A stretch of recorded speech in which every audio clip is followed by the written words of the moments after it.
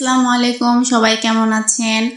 আমি আগের পর্বে দেখিয়েছিলাম কিভাবে রোস্ট রান্না করা যায়, আর সেম মশলায় কিভাবে ডিমের কোরমা রান্না করবেন সেটাই আজকে দেখাবো। মশলাটা কিভাবে তৈরি করেছিলাম সেটা আবার দেখিয়ে দিচ্ছি।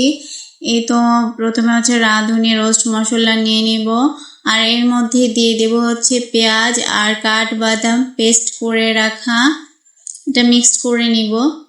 তারপরে ভালোভাবে মিশিয়ে কিছুক্ষণ রেখে দিব 30 মিনিটের মতো, তাহলে মশলাটার ফ্লেভার খুব ভালো আসে।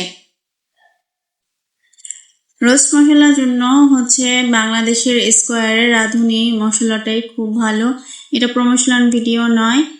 এই তো এখন খুব ভালো করে মাখিয়ে নিব, আর দিয়ে দিব টক দই। এটা আমার ঘরে বানানো হোমমেড টক দই ছিল। এটার মধ্যে আমি গুঁড়ো দুধও মিশিয়ে নিয়েছিলাম, সেটা দেখানো হয়নি। আপনারা 2-3 টেবিল চামচ গুঁড়ো দুধ মিশিয়ে নেবেন, তাহলে দেখবেন ফ্লেভারটা খুব ভালো আসে।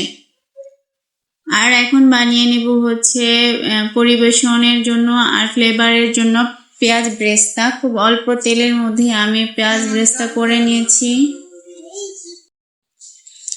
এই তো দেখুন পেঁয়াজ ব্রেস্তাটা একদম পারফেক্ট হয়েছে। আর এখন গরম তেলের মধ্যে ডিমটা ভেজে নিব, সিদ্ধ ডিমগুলো। এই দেখুন ভাজা এই পর্যায়ে হালকা ব্রাউন কালার হয়েছে। আর এখন জাস্ট মিশিয়ে রাখা ম্যারিনেট করা মশলাটা দিয়ে দিব তেলের মধ্যে, কারণ এটার মধ্যে পেঁয়াজ আছে। আর এখন হালকা দিয়ে দিব আদা রসুন পেস্ট আর জিরা পেস্ট, আর দিয়ে দিব সামান্য পরিমাণ চিনি।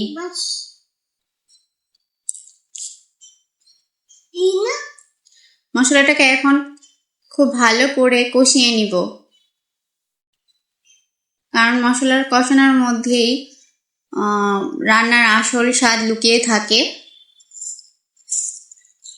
এখন এটার মধ্যে দিয়ে দিব ডিম। আমার চ্যানেলটা একদমই নতুন, সবাই প্লিজ সাবস্ক্রাইব করবেন। এখন ভাজা ডিমগুলোকে মশলার মধ্যে দিয়ে খুব ভালো করে কষিয়ে নিব। তারপর ঢেকে দিয়ে রান্না করে জাস্ট কাঁচা মরিচ দিয়ে আরো কিছুক্ষণ ঢাকনা দিয়ে রেখে দিলেই রান্নাটা খুব ভালো হবে। কাঁচা মরিচের ফ্লেভারটা খুব ভালো লাগে লাস্ট পর্যায়ে এই ডিমের কোরমার মধ্যে দিলে।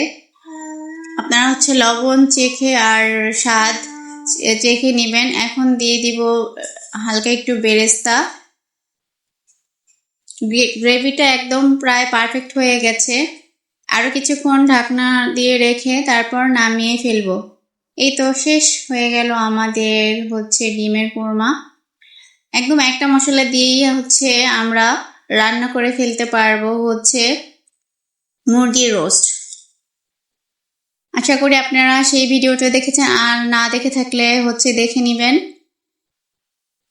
আমরা লিংক দিয়ে দিব এটা ডেসক্রিপশন বক্সে। সবাই ভালো থাকবেন, আমার চ্যানেলটা প্লিজ সাবস্ক্রাইব করবেন আর ফুল ভিডিও দেখবেন, কারণ আপনার একটা সাবস্ক্রাইব আর ভিউ আমার জন্য খুব ইম্পর্টেন্ট। আশা করি আপনারা খুব সহজেই এখন থেকে ডিম কোরমা আর মুরগির রোস্ট বানিয়ে নেবেন। আল্লাহ হাফেজ।